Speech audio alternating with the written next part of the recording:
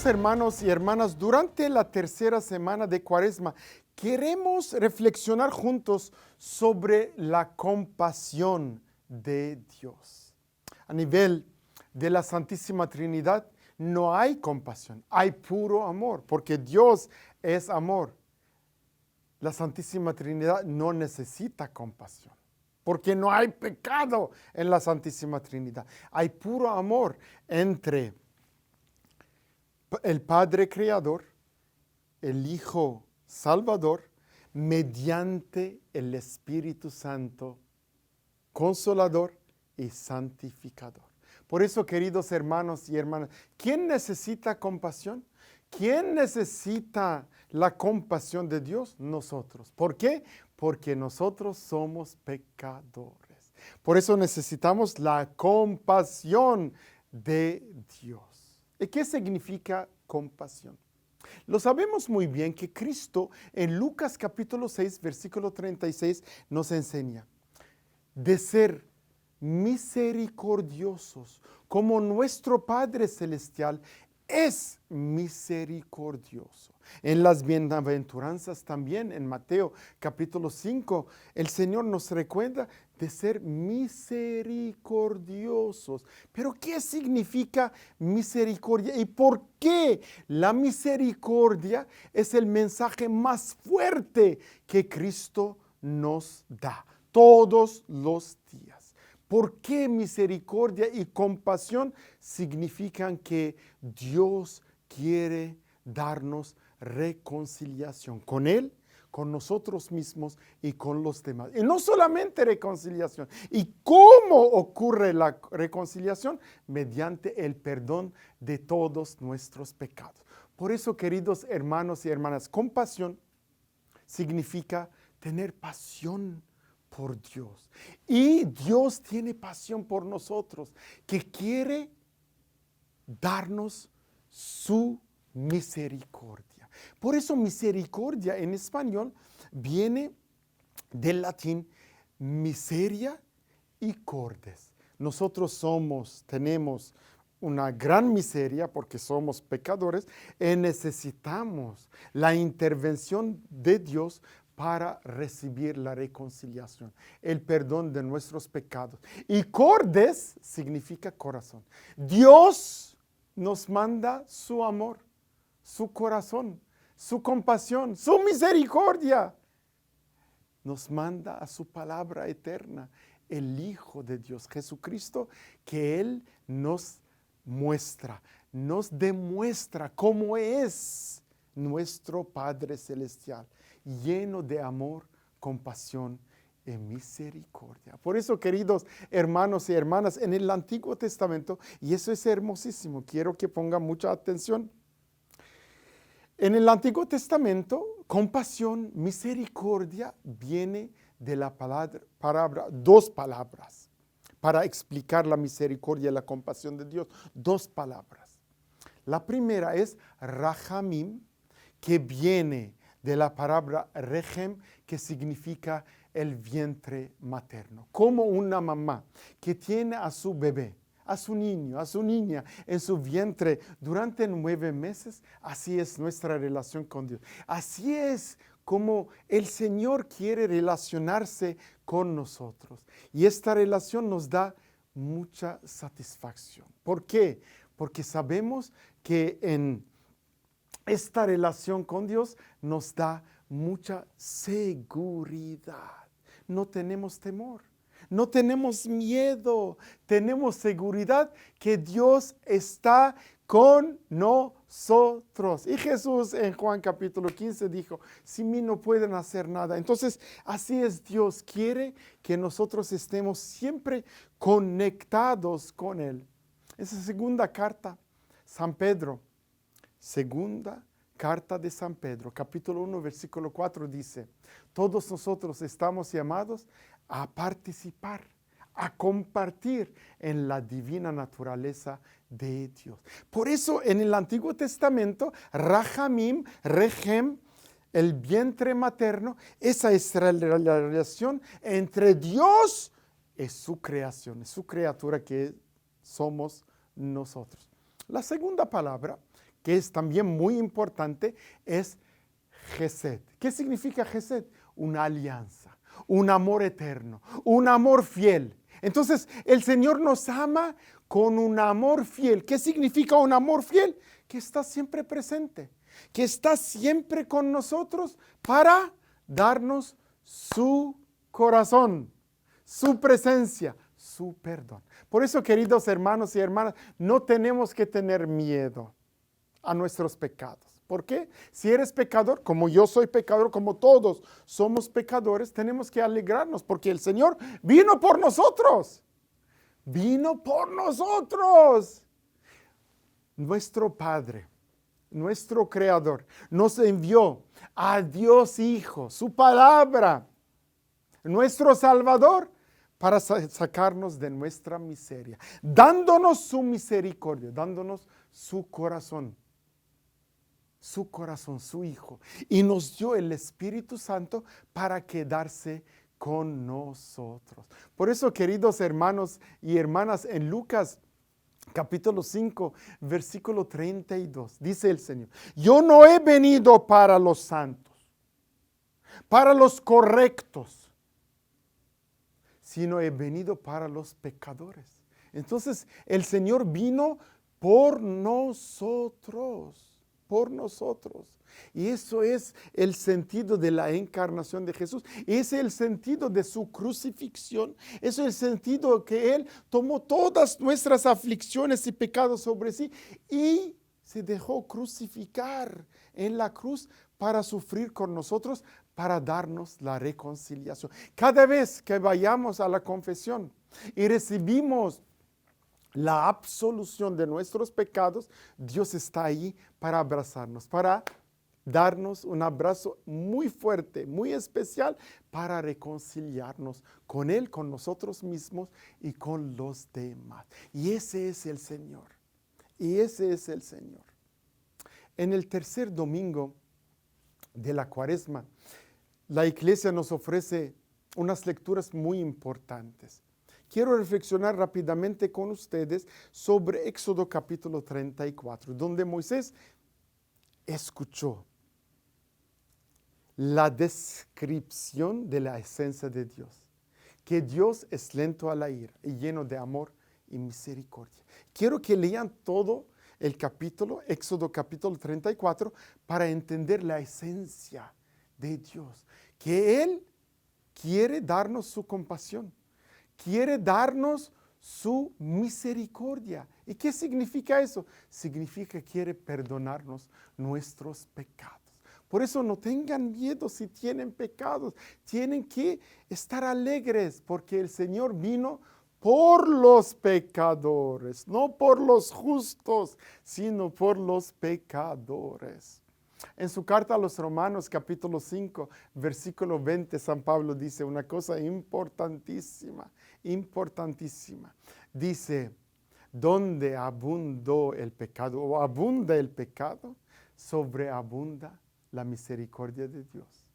Sobreabunda la gracia de Dios. Por eso no tengamos miedo, queridos hermanos y hermanas, de nuestros pecados, sino hagamos algo para estar siempre reconciliados con Dios. Por eso durante la Cuaresma tenemos que ayunar, tenemos que rezar más, tenemos que compartir con los demás mediante la limosna para ayudar a los demás. ¿Y por qué? Porque eso nos da crecimiento espiritual en nuestra relación con Dios, con nosotros mismos y con los demás. Por eso tenemos que ser misericordiosos, como nuestro Padre Celestial es misericordioso.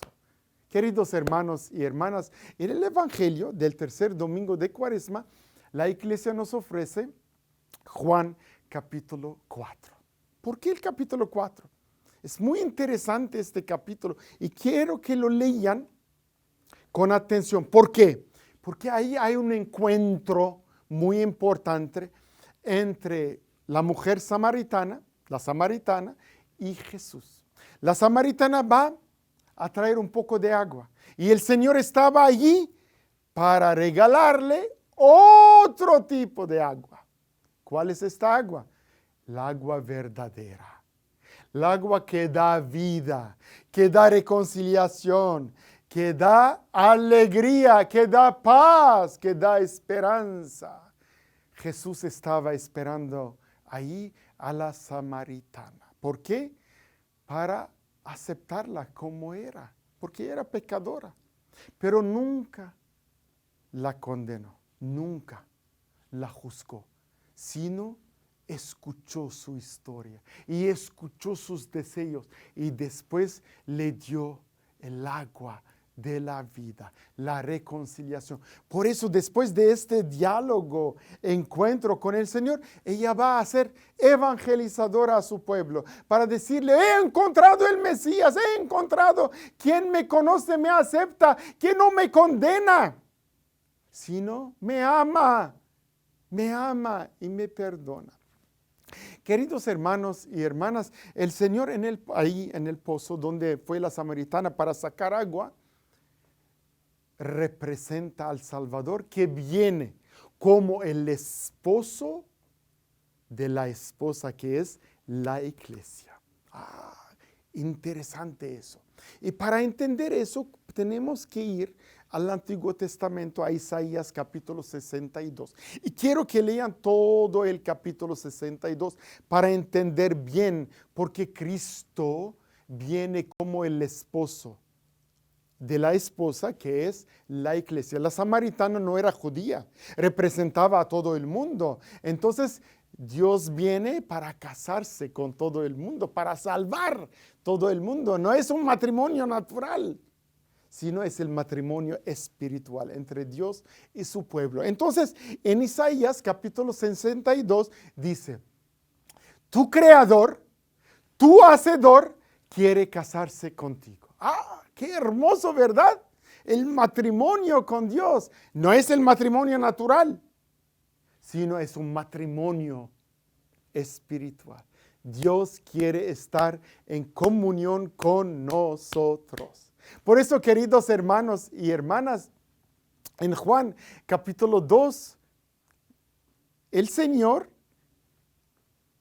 transforma el agua en vino en un banquete de bodas. Entonces, es la historia de la boda de Caná. Muy interesante. Jesús entra al banquete, le falta el vino, ¿y qué hace Jesús? Transforma el agua al vino para recordar a su esposa, la iglesia, que Él ha venido para darnos la salvación, y Él va a derramar toda su sangre en la cruz. No se olviden de la cruz. Para llegar a la gloria hay que pasar por la cruz. Él, muriendo en la cruz, nos dio su vida, nos dio la salvación. Hay otra cosa que tenemos que recordar, muy importante también eso, que en el libro de los Números, capítulo 19, es muy importante eso también para entender este encuentro entre Cristo y la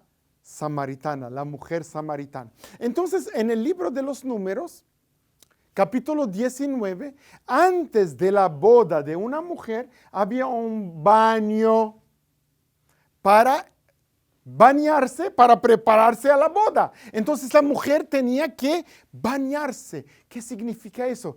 La mujer samaritana recibe la comprensión, la misericordia de Jesús. Entonces se siente perdonada por sus pecados, por todos los pecados que había cometido en el pasado, y ahora se baña en esta agua que el Señor le promete para entrar en comunión con Dios. Y eso es lo que tenemos que recordar, que toda la Biblia nos recuerda las nupcias de Dios con su criatura, con su creación. Dios quiere estar en comunión con nosotros durante Cuaresma.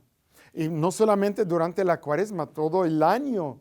Hay muchos que se preparan y se llaman catecúmenos para recibir el bautismo. Entonces, ¿por qué tenemos el bautismo? Porque es el baño que recibimos para tener el perdón de nuestros pecados, sobre todo el perdón del pecado original, y para entrar al banquete. ¿Cuál es el banquete? La Santísima Eucaristía, donde recibimos el cuerpo, la sangre del Señor, donde el Señor está presente substancialmente, verdaderamente, realmente en su cuerpo, en su sangre, en su alma, en su divinidad. Entonces, queridos hermanos y hermanas, antes de tener comunión con Dios, necesitamos el baño espiritual, el bautismo.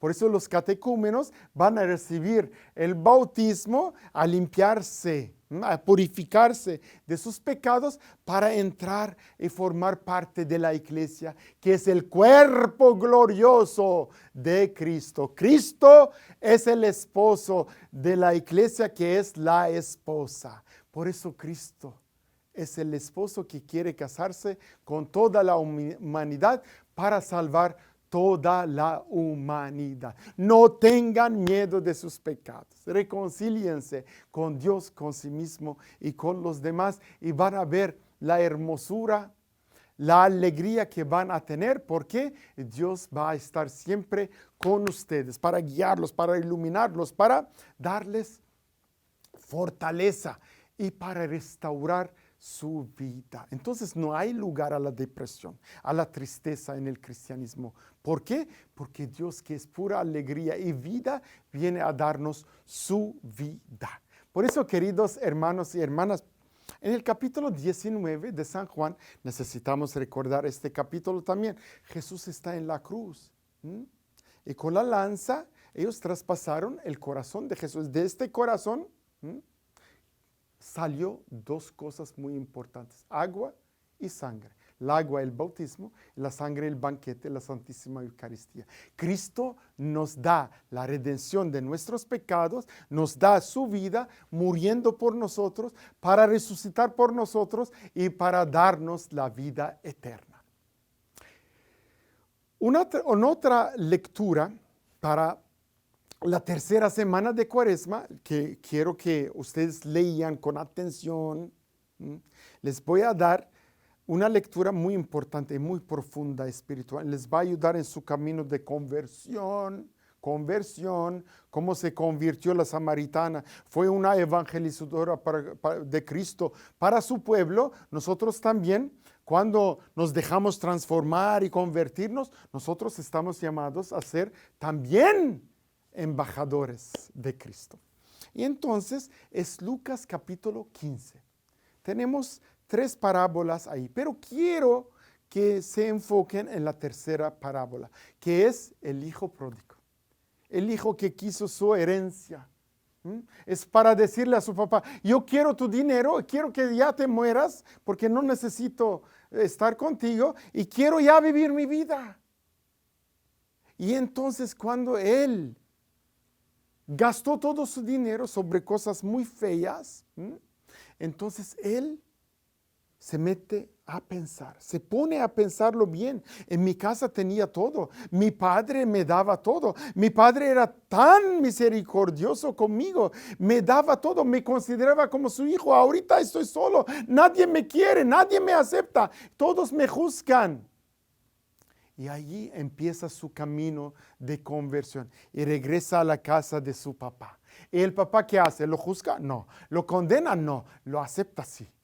Lo recibe, sí, con brazos abiertos. Entonces, ese es nuestro Señor, que siempre nos da la reconciliación, nos da lo mejor de sí, nos besa, nos abraza, nos acepta, nos da la reconciliación, nos perdona nuestros pecados. Por eso, queridos hermanos y hermanas, no tengan miedo de sus pecados, por sus pecados, sino caminen con Dios. Y quien camina con Dios, camina con el Padre, que nos quiere, que nos ha creado según su imagen y semejanza, con el Salvador Jesucristo, que vino para demostrarnos la misericordia de Dios y para enseñarnos la cara misericordiosa de nuestro Dios Padre. El Espíritu Santo, el Consolador y Santificador, que quiere darnos siempre la santidad, inspirarnos, iluminarnos,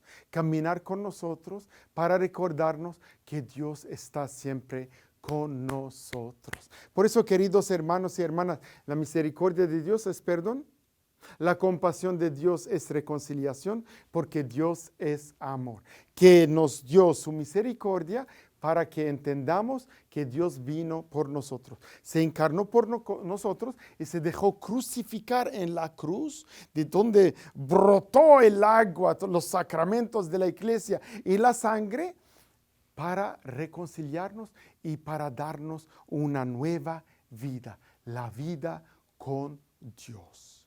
No se olviden de la misericordia de Dios, que Dios tiene un corazón muy grande para recibirnos a todos nosotros, porque nos ama. Entonces, no tengas miedo de tus pecados. El Señor nunca se cansa de perdonar tus pecados. Tú te cansas. Entonces, no dejes llevar por la flojera, o no te olvides de la misericordia de Dios. Levántate y camina con Dios para encontrar su misericordia. Amén.